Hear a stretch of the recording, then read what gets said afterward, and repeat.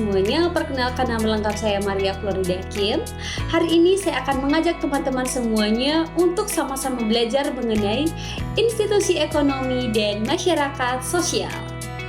Di video pembelajaran kali ini, kita akan sama-sama belajar mengenai apa sih itu pengertian dari institusi ekonomi dan bagaimana fungsi dari institusi ekonomi dalam masyarakat, serta bagaimana jenis-jenis dari institusi ekonomi. Ayo kita sama-sama belajar.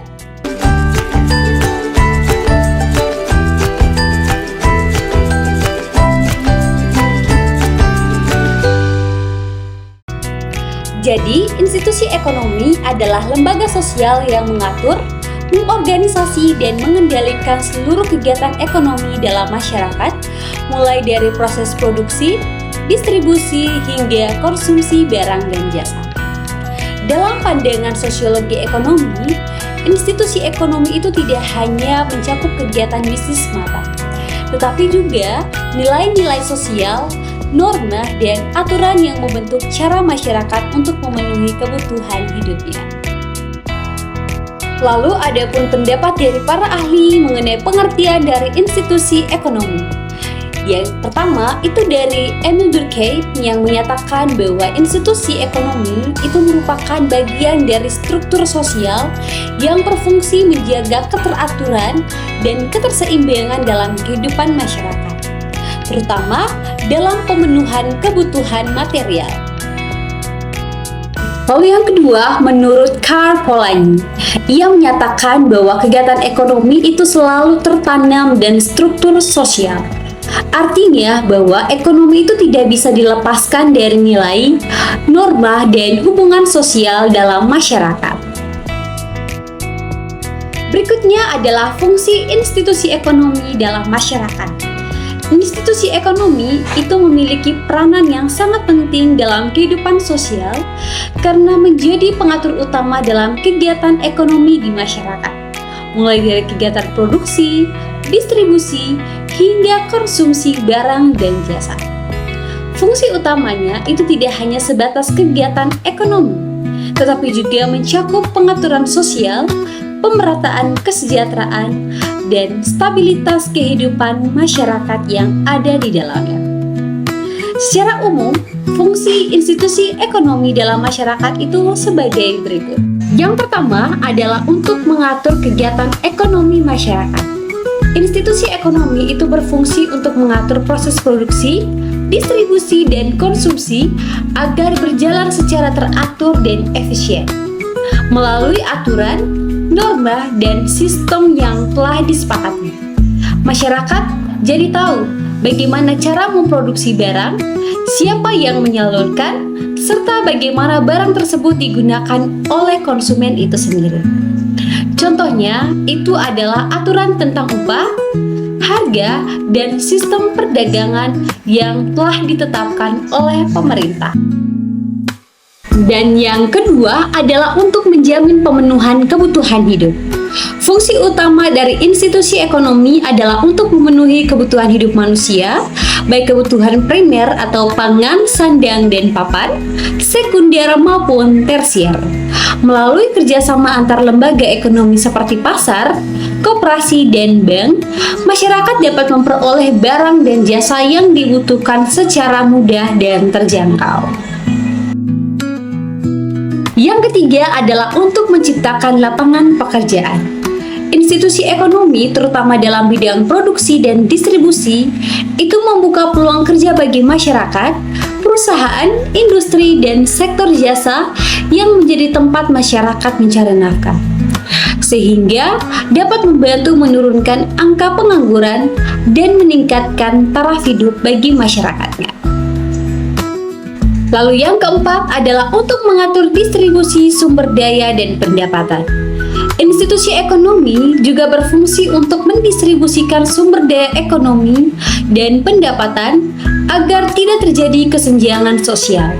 Melalui beberapa kebijakan pemerintah seperti pajak, subsidi, dan program sosial, pendapatan masyarakat itu dapat diatur agar lebih merata dan adil oleh masyarakat itu sendiri. Dan yang kelima adalah untuk menjaga stabilitas ekonomi dan sosial. Institusi ekonomi itu berperan dalam menjaga keseimbangan antara masyarakat dengan sumber daya yang tersedia. Misalnya, dengan adanya kebijakan harga, pengawasan inflasi, dan pengendalian pasar, ekonomi tetap stabil dan masyarakat tidak mengalami gejolak sosial akibat krisis ekonomi. Yang keenam adalah untuk mengembangkan inovasi dan teknologi. Kegiatan ekonomi itu mendorong munculnya inovasi dan kemajuan teknologi dalam bidang produksi dan distribusi. Institusi ekonomi itu mendukung pengembangan ilmu pengetahuan dan kreativitas masyarakat agar lebih produktif dan kompetitif dalam menghadapi perubahan zaman. Kita masuk kepada jenis-jenis dari institusi ekonomi.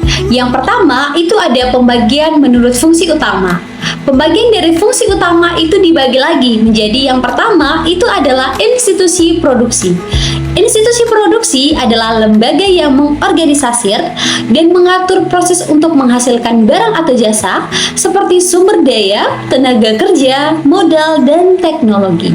Peran dari institusi produksi ini adalah untuk menyusun metode produksi, mengalokasikan faktor produksi, dan menentukan skala usaha. Contohnya itu misalkan pabrik, usaha agraris, perusahaan manufaktur, UMKM produksi, dan koperasi produksi. Yang kedua adalah institusi distribusi.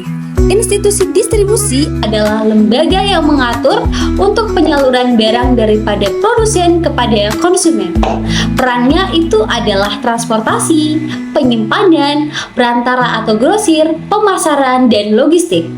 Contohnya itu adalah perdagangan grosir, pasar tradisional, supermarket, perusahaan logistik, dan agen distribusi pada masyarakat.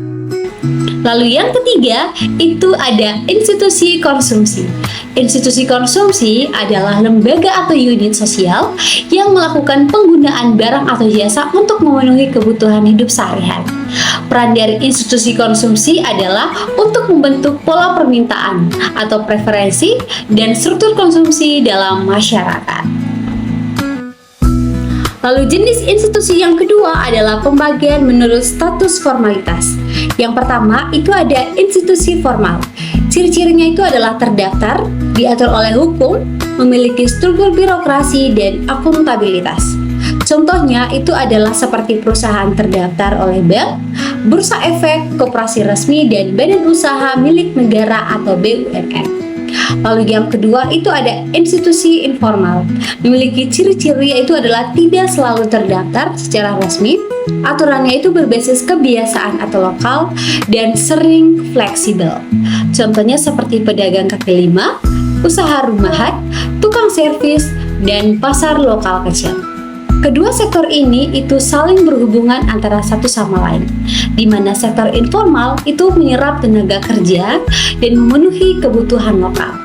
Sementara itu, untuk sektor informalnya adalah untuk menawarkan skala, akses modal, dan regulasi. Halo semuanya, perkenalkan nama saya Dewa Ayu dari program studi pendidikan ekonomi.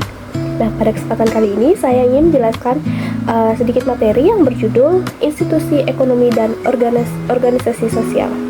Nah, pada kesempatan kali ini saya akan menjelaskan materi yang pertama itu ada menganalisis peran lembaga sosial dalam aktivitas ekonomi, dan yang kedua ada menjelaskan hubungan antara faktor antara sektor formal dan sektor informal. Nah, kita mulai itu dari yang pertama, menganalisis peran lembaga sosial dalam aktivitas ekonomi. Jadi, dalam aktivitas ekonomi ada beberapa peran lembaga yang terlibat. Jadi, peran lembaga yang dimaksud itu ada peran lembaga keluarga, pendidikan, dan agama. Nah, kita mulai dalam unit yang paling terdekat dulu, yaitu lembaga keluarga. Jadi, keluarga itu adalah unit sosial terkecil yang memiliki peran penting dalam membentuk perilaku ekonomi dalam masyarakat. Jadi keluarga itu memiliki peran utama dalam aktivitas ekonomi. Nah, perannya itu ada yang pertama itu ada menjadi konsumen dan produsen. Jadi keluarga itu bisa berperan sebagai konsumen barang dan jasa, serta bisa menjadi produsen melalui usaha rumahan. Nah, yang kedua itu pembentukan etos kerja. Jadi nilai-nilai seperti disiplin, kerja keras, dan tanggung jawab itu bisa ditanamkan sejak dini oleh orang tuanya kepada anak. Nah, yang ketiga itu ada pendidikan ekonomi informal. Jadi, anak belajar mengelola uang, menabung, dan memahami kebutuhan versus keinginan dari lembaga keluarga. Yang ketiga ada pengambilan keputusan ekonomi. Jadi, keluarga itu bisa menentukan prioritas pengeluaran, investasi, dan tabungan. Nah, yang terakhir itu ada pewarisan modal sosial dan ekonomi. Jadi, keluarga itu mewariskan aset, keterampilan, dan jaringan sosial yang mendukung kegiatan ekonomi. Nah, lembaga yang kedua itu ada lembaga pendidikan dan ekonomi. Jadi, lembaga pendidikan itu berperan sebagai agen sosialisasi dan pengembangan sumber daya manusia yang produktif. Jadi, peran utama lembaga pendidikan itu adalah sebagai peningkatan kualitas tenaga kerja. Jadi, pendidik itu membekali individu dengan keterampilan dan pengetahuan yang dibutuhkan di pasar kerja. Nah, yang kedua itu ada mobilitas sosial ekonomi. Jadi, pendidikan itu membuka peluang untuk pekerja yang lebih baik dan meningkatkan taraf. Nah, yang ketiga ada inovasi dan teknologi. Jadi, melalui riset dan pengembangan, pendidik mendorong inovasi yang meningkatkan efisiensi ekonomi. Nah, yang keempat itu ada pembentukan sikap ekonomi rasional. Jadi, pendidik itu mengajarkan cara berpikir logis dan analisis dalam pengambilan keputusan ekonomi. Nah, yang terakhir itu ada penciptaan lapangan kerja. Jadi, lembaga pendidikan itu juga menjadi institusi ekonomi yang mempekerjakan tenaga didik dan staf. Nah, lembaga yang ketiga itu ada yang namanya lembaga agama dalam ekonomi. Jadi, agama itu juga mempengaruhi perilaku manusia dalam melakukan ekonomi di masyarakat.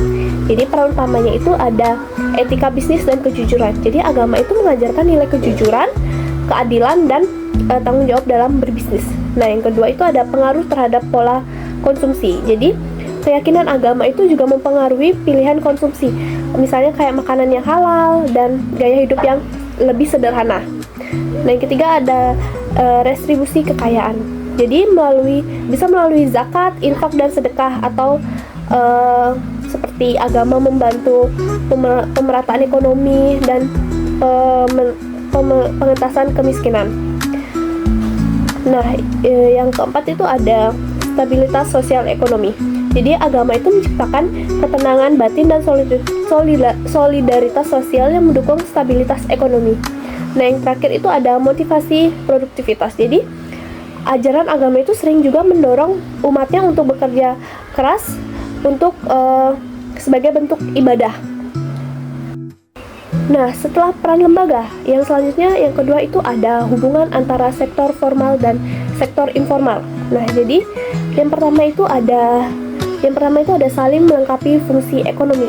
Jadi, sektor informal itu seringkali mengisi celah yang tidak bisa dijangkau oleh sektor formal, seperti misalkan menyediakan barang dan jasa murah, fleksibel, dan cepat.